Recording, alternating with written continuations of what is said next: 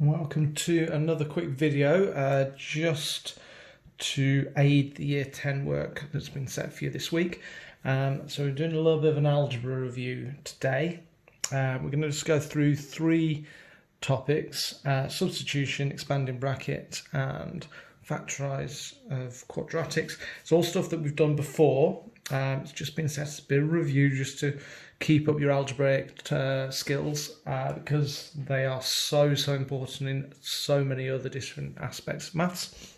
So we're going to start with substitution. Substitution means swapping something. That's the definition of substitution. Like on a football field, a substitute comes on and a player goes off. So in maths, substitution generally means that we're going to swap out a letter, an unknown, for a number. So just in its basic terms, if we just say, in this case, A is actually going to be swapped for 11 and B is actually going to be swapped for 5, we can apply that to various expressions. An expression is just a little bit of algebra that doesn't actually have any equal sign at the moment. It's just a way of expressing something. So A add B, if I swap in A for 11 and I swap in B for 5, we end up with 11 add 5, which gives us a total of 16. Obviously, without knowing A is 11 and B is 5, there's not much we can do there. Really important rule with this one: AB actually means A multiplied by B. So when there's no symbol in between numbers or letters, it means that we're going to be multiplying them. If there is an add or a subtract or a divide sign, it means we're going to apply those. If there's no symbol, it's a little tiny little invisible multiplication sign that we don't generally bother showing.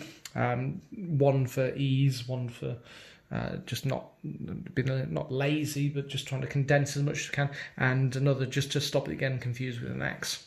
So AB actually means A multiplied by B. So we're then going to swap in our numbers. So A is actually 11. B is actually 5. So 11 multiplied by 5 gives us 55. Next one, A squared. When we square something, we multiply it by itself. So A squared actually means A multiplied by A. So again, we're now just going to substitute in. So that becomes 11 multiplied by 11, which is 121. Can put all that together and make it a little bit more complicated. So 2A, we're going to do each term one time a term. Again, it's just a little bit of algebra separated by adds or subtracts. So 2A, so that means 2 multiplied by A, add 3B squared, so that's 3 multiplied by B multiplied by B, because B squared means B multiplied by B. It really helps if we just kind of separate it out and write this whole step out bit by bit. Now I'm going to substitute my numbers in, so that's 2 multiplied by 11, add 3 multiplied by 5 multiplied by 5. Now, because of order of operations, BIDMAS as some people like to call it, we've got to do our multiplication before our addition. So 2 multiplied by 11 is 22. I'm not then going to just add 3 onto that. I'm going to do this multiplication as well. So 3 times 5 is 15. 15 times by 5 is 75. So I've got 22 add 75, which gives me a total of 97. So it can get a bit more complicated than that, but essentially that's going to be your route through these all the time. Write out what it actually means, substitute the numbers in. Now, we can also have issues where we have to substitute with negative numbers, with decimals, with fractions. It's still going to work exactly the same. You've just got to be careful with your rules of fractions, your rules of negatives, etc., etc. So I've got a couple here. This time I'm going to say x is 9 and y is going to be equal to minus 1. So don't need to rewrite anything out here because there's no extra squares or numbers or anything. I'm just going to substitute in. X is actually 9. Y is actually negative 1. Notice how I've put the negative number inside brackets. So now I've got 9 add -1, which according to the rules of negatives gives me 8. This next one, I've got a couple of different choices. I could expand the bracket first, or I could work out the bracket and then multiply it by 7. So I'm going to do it that way. So I've got 7 brackets. I'm going to write out what it means this time. So that's 2 times by x, subtract 3 multiplied by y. I'm now going to substitute in. So the x is going to swap for 9.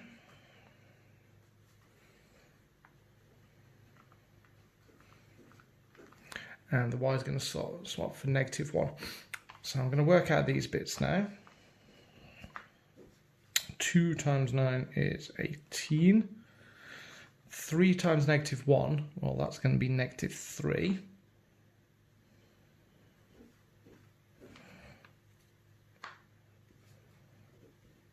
So now I've got 18 subtract -3. Again, rules of negatives means I'm actually going to add those there. So it's 18 add on 3, which gives me 21. So now I've got 7 multiplied by 21. So 7 times 20 is 140. 7 times 1 is 7. So in total, that's 147. Again, if I'd expanded the bracket first, I would have got exactly the same answer. Final one, I've got a fraction. A fraction, remember, means a divide. So I'm going to work out the top, work out the bottom, and then divide one by the other. So I write out first what it means. 7 multiplied by x minus 2 multiplied by y, all divided by 13 multiplied by y, and 2 multiplied by x. And I'm going to put my numbers in now, substitute in. So I have got 7 multiplied by 9, subtract 2 multiplied by -1, all divided by 13 multiplied by -1, and 2 multiplied by 9. So lots going on here. Again, I've got to do the multiplication first. So 7 multiplied by the 9.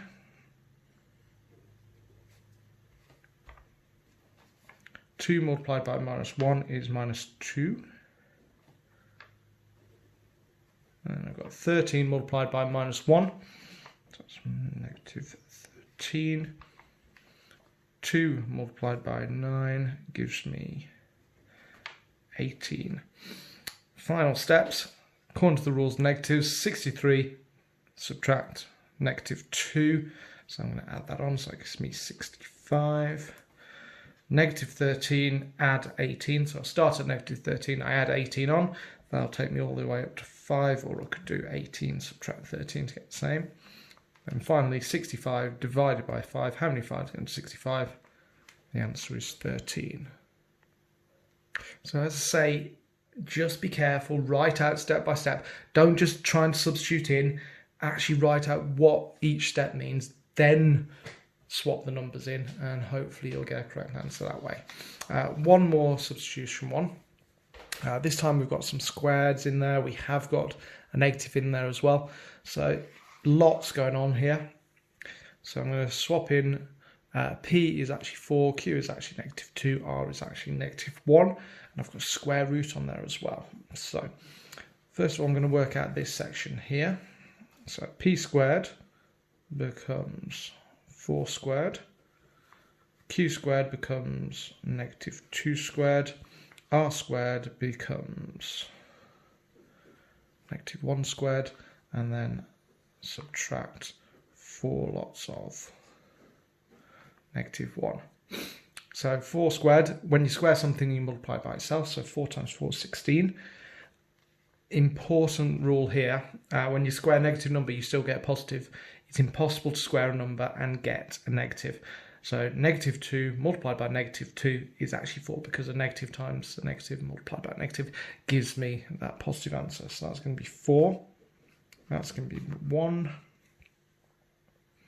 And then subtract 4 multiplied by -1, so that's -4. 16, add 4 is 20, add 1 is 21, and then subtract a negative number means I add it on there, so that bit gives me 25.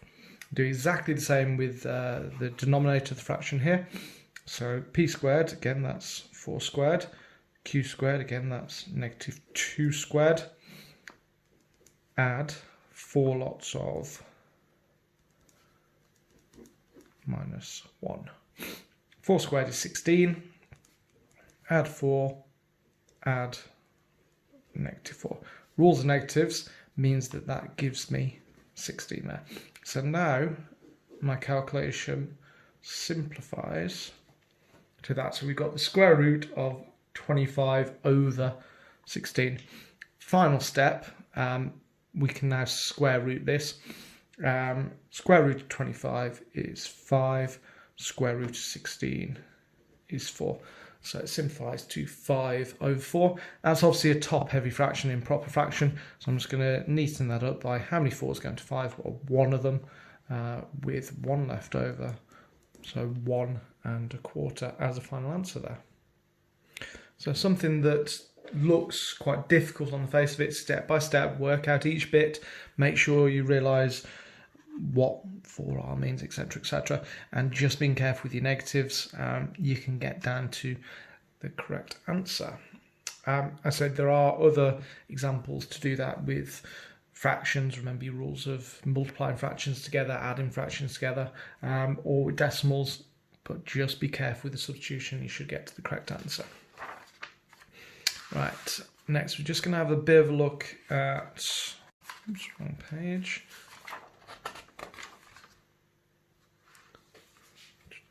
So expanding brackets.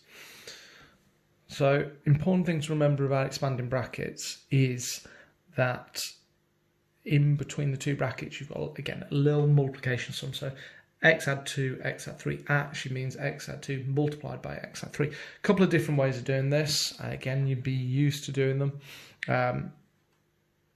Could do it as a grid. X multiplied by x squared. X multiplied by add 3 is add 3x. X multiplied by add 2 is add 2x. And then add 2 multiplied by add 3 is add 6. Put all that together. Collecting like terms, we end up with x squared add 5x, because 3x and 2x, add 6. We could do it as FOIL, so it's just a way of putting your arrows on. So x multiplied by x gives the x squared, x multiplied by 3, 2 multiplied by x, and 2 multiplied by 3. So if we see it applied on this one as well, so x times x is x squared, x times -5 is -5x, 3 times x is positive 3x, and then 3 times -5 is -15. Again, this central bit I can then collect up, so my final answer, -5x, add 3x back on, is -2x. So there's my final answer. Don't get confused when you have a little square on there. So x minus 3 all squared doesn't mean you just have x squared and 3 squared. Remember, squared means you times something by itself. So that's what we've actually got. And then we apply the rules as before. So that will end up with that. Remember, negative times negative is a positive 9 on the end. So we've got x squared minus 6x add 9. Once you get good at these, you might spotting lots of patterns in there as well. We can then obviously apply this to triple brackets and onwards, loads of different brackets. And as you move through your maths, there's, again, lots of different ways of doing that. The way I suggest at the moment, take the first two brackets, so x add 2, x add 3. That would expand to x squared plus 5x plus 6. And then we just drop the third bracket back in, and either again a grid or a kind of a slightly different FOIL type method. So I've got x squared times x is x cubed plus 4x squared plus 5x squared plus 20x. I've got plus 6x plus 24. And then there's a couple of bits I can then collect. So anything with the same power I can collect. So x cubed is on its own. 4x squared and 5x squared is 9x squared. 20x and 6x is 26x. And then plus 24. Again, best way to do this, just keep practicing. Final bit we're just going to talk through now.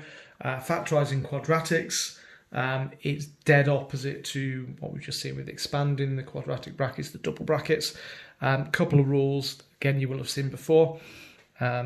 If your quadratic has add, it means the bracket's going to go to add. If it's a negative number on its own, at the end, the constant on its own, it means you've got one of each bracket, because the only way to get a negative number is to have a positive multiplied by a negative. And then finally, if you have one of each with a positive on the end, it means you've got to have a double negative bracket. So you're doing a little bit of guesswork in general here. So I know it's a quadratic, it's got my x squared, I've got my amount of x's, and I've got my constant. So I know it's going to go into double brackets. It's all positive, so I know it's going to be positive there. X squared at the start, so your brackets must start with x. So I'm looking for two numbers that multiply to 3, but then when I add those two numbers up, they give me 4. So I've got to add to that, multiply to that. In this case, there's only one pair of numbers that multiply to 3. It's got to be 3 and 1. So we've got that there. Similar idea here. It's got to be xx. This time, because there's a negative number on the end, means one bracket is positive, one bracket is negative. So I've got to have two numbers that multiply to 45, and then when I add them up, multiply to negative 45, when I add them up, it has got to give me positive 4. So if you don't spot it straight away, just list down your factor pairs. So factor pairs of 45, you've got 45 and 1. It's not on the 2 times table, it is in the 3s, so it's going to be 3 times 15, it's not in the 4s, but it is in the 5s, it's 5 times 9, not on the 6s, not on the 7s, not on the 8s. So they're my factor pairs there. So one of them's got to be negative, one's positive. Well, 45 and 1, I can either make 44 or negative 44, so I can't use that. 15 and 3, I can either make 12 or negative 12, so again, doesn't work. 9 and 5 does work, because I can do 9 subtract 5 to give me the 4. So because that works, I'll put that in, 9 subtract 5. Just be careful not to go the other way around. So if you'd put in x plus 5, x subtract 9, you can double check by expanding back. If you expanded that, it would have given you the x squared, it would have given you the negative 45, because the 5 times the negative 9, but it would have given you subtract 4x rather than add 4x. If you want a positive there, your bigger number has to be the positive, otherwise it's not going to work. Okay, so we can then apply that to lots of different situations, and a lot of you have probably done ones with factorizing quadratics with a coefficient of more than 1 there as well. Right, hopefully this video just refreshed your memory. Lots of practice on all your algebra skills this week. Good luck.